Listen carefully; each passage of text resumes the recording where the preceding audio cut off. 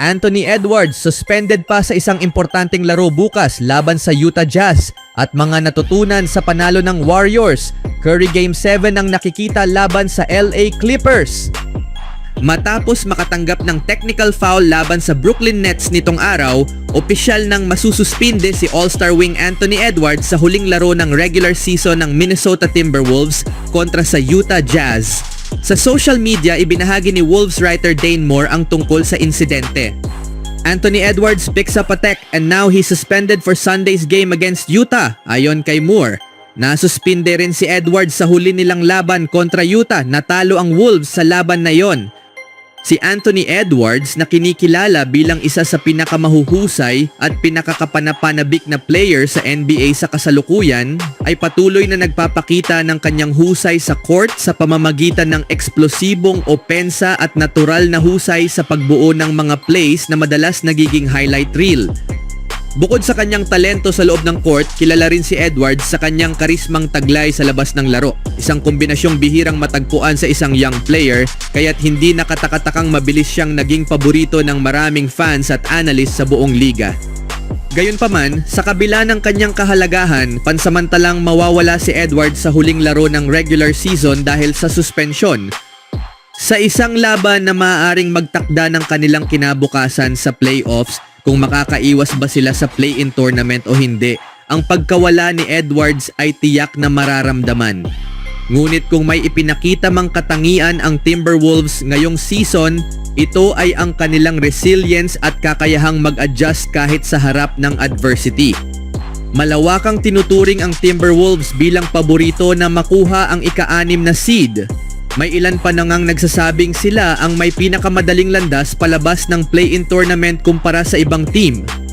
Gayunpaman, dapat tandaan ng mga fans na ang limitasyon sa technical fouls ay nire-reset pagdating ng playoffs.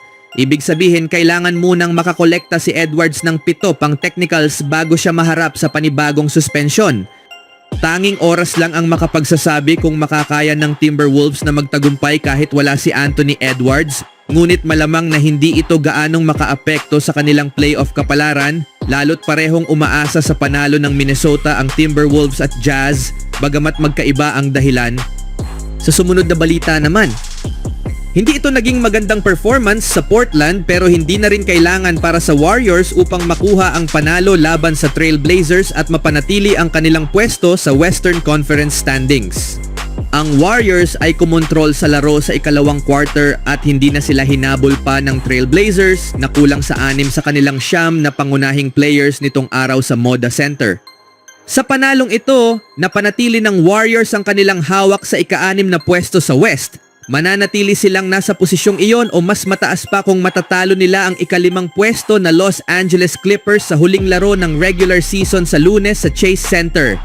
Pero kung matalo sila sa Clippers na sinigurado na ang top 5 finish ngayon sa panalo nila laban sa Kings sa Sacramento at manalo ang Minnesota Timberwolves laban sa mababang Utah Jazz sa Lunes, babagsak ang Warriors sa dreaded NBA play-in tournament. Ano man ang mangyari sa Lunes, hindi na sila bababa pa sa ika-7 pwesto sa West. Sa ganitong sitwasyon, maaari pa rin silang makapasok sa NBA playoffs kung mananalo sila sa isang home game laban sa number 8 seed sa play-in tournament. 6 na players ng Warriors ang umiskor ng double figures, pinangunahan ni forward Jimmy Butler na may 24 na puntos. Pinababa nila ang Blazers sa 37% na shooting mula sa field. Kabilang na ang 20% mula sa 3-point range. Ang kanang hinlalaki ni Curry na nasugatan noong Disyembre ay muling nasaktan matapos tamaan sa dulo ng first quarter dahilan upang pumunta siya sa locker room para sa pagsusuri. Bumalik siya sa ikalawang quarter at makalipas ang 79 na segundo ay naipasok ang kanyang unang 3-pointer ng araw. Ngunit si Curry na may suot na wrap mula pulso hanggang base ng hinlalaki ay hindi na muling naging katulad ng dati. Ang balot ay nakasagabal sa kanyang dribbling at shooting at napilitan siyang maglaro ng may pag-iingat. Naglaro si Curry ng 27 minuto, wala sa fourth quarter at nagtapos na may 14 na puntos sa 6 sa 14 na shooting mula sa field.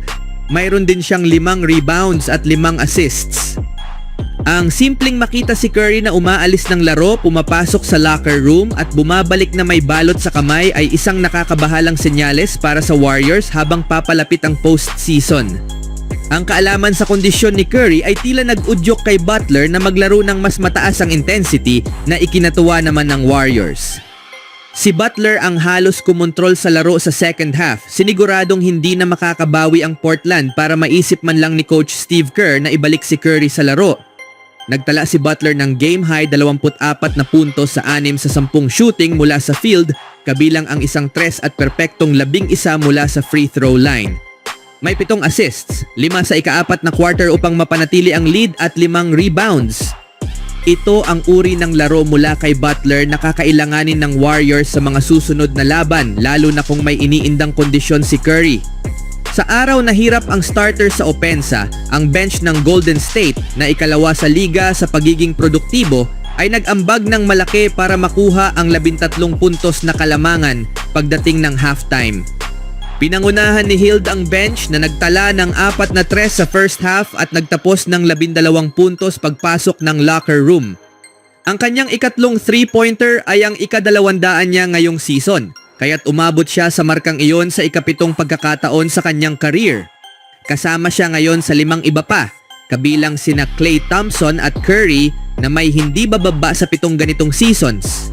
Ang 8 field goals mula sa bench sa first half ay katumbas ng naitalang puntos ng starters, pero sa mas mataas na shooting percentage. Nakahanap ng konting ritmo ang starters pagkatapos ng halftime, pero ang Warriors ay malaki ang napala sa tono ng laro na itinakda ng bench sa simula.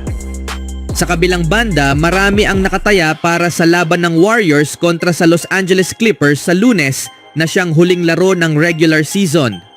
Sa panig ng Golden State, isang panalo ang magbibigay sa kanila ng number 6 seed habang ang pagkatalo ay malamang na magbaba sa kanila sa NBA Play-in Tournament. Samantala, ang Los Angeles naman ay maaaring bumagsak sa number 7 seed kung sila ay matatalo. Kaya't malinaw na mataas ang pusta para sa magkabilang panig, dahilan kung bakit inaasahan nina Steph Curry at Green na magiging parang playoff ang atmosfera sa Chase Center sa Lunes.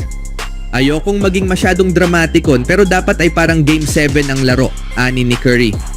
Kapag nanalo ka, hawak mo ang iyong kapalaran sa isang garantisadong playoff series. Kapag natalo ka, sugal na yan. Ang mahuhusay na teams ay laging nakakahanap ng paraan para manalo sa ganitong kalalaking laban at yan ang gusto naming maging. Sobrang intense, kumpirmado ni Green sa kanyang post-game press conference. 2 teams na parehong lumalaban para sa kanilang playoff lives. Inaasahan kong magiging isang very physical, high-intelligence, high-level na basketball game ito. Bagamat natalo ang Warriors sa lahat ng 3 naunang laban nila kontra Clippers ngayong season, naniniwala si Green na ibang team na ang Golden State ngayon dahil sa mid-season trade para makuha ang star forward na si Jimmy Butler. At kahit hindi pa nagkakaharap ang 2 team na ito sa kanilang kasalukuyang anyo, ang bakbakan sa Lunes ay may lahat ng elemento ng isang makasaysayan at dramatikong laban.